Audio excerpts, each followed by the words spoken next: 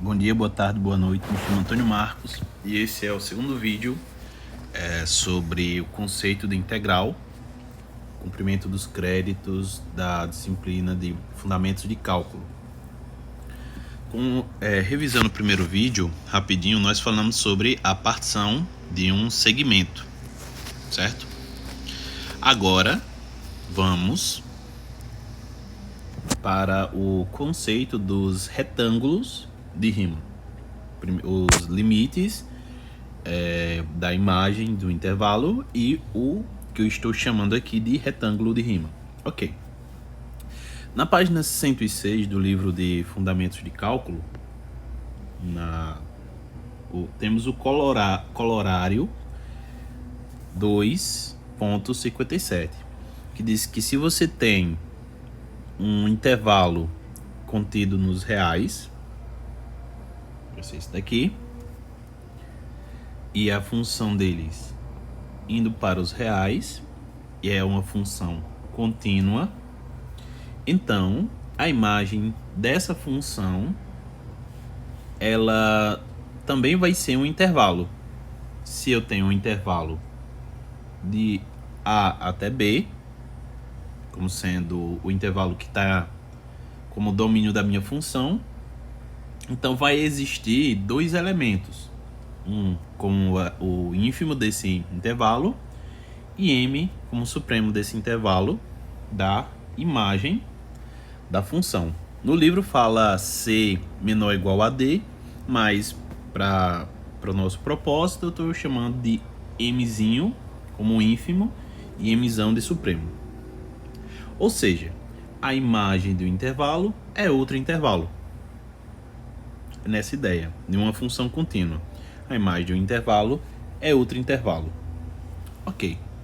Dito isso, nós temos essa condição aqui, uma função ilustrada, certo? E nessa função que foi ilustrada, nós temos aqui esse intervalo de xi menos 1 até xi, e esse intervalo ele pode ser qualquer intervalo da partição que a gente queira. Por exemplo, vamos dizer que possa ser esse intervalo daqui, certo? Então o que é que vamos ter? Que dentro desse intervalo eu vou ter a imagem dele como correspondendo a um segmento também, onde o mzinho vai corresponder ao ínfimo da imagem desse intervalo e o mzão vai corresponder ao supremo da imagem desse intervalo. Então, existem valores no intervalo, nesse intervalo daqui, de modo que a imagem sejam mzinho i e mzão i, ou seja, o mzinho i vai corresponder ao ínfimo da imagem da função, certo? Para todos os pontos do domínio que estão dentro desse intervalo, xi menos 1 até xi. Ou seja, o mi ele é um ínfimo da imagem desse intervalo daqui. Mzinho i ele é o ínfimo da imagem desse intervalo. E o mzão i vai corresponder ao supremo da imagem do intervalo.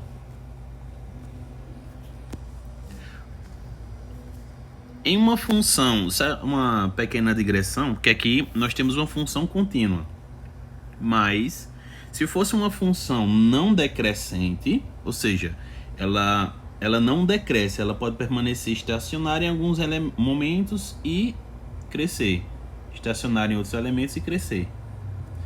Essa função é o tipo não decrescente. Para esse tipo de função, o ínfimo e o supremo da imagem, elas são imagens dos extremos desse intervalo. Porque se ela não decresce, significa que ela é constante ou ela cresce. Daí o ínfimo e o supremo vão ser as imagens dos extremos desse intervalo em específico. Mas no enunciado do conceito integral, ele tem que ser genérico para qualquer função contínua limitada. Ok, então um retângulo de Riemann, ele vai ter a sua base e a sua altura. Se esse retângulo ele tem uma área máxima, e aqui o retângulo de Riemann ele é sempre o retângulo de maior área ou de menor área possível, onde a área ele vai corresponder ao y de um valor do domínio, da função aplicada em um valor do domínio, onde ele vai ser ou o máximo ou o mínimo. Então, um retângulo de Riemann, ele é o retângulo de área máxima, sendo representado aqui por esse em azul, ou mínima, representado por esse daqui em vermelho, produto em módulo, porque a função ela pode muito bem se tornar negativa, daí você teria uma situação semelhante a essa daqui, que você teria um retângulo abaixo do eixo. Então, nós falamos aqui do produto em módulo, certo?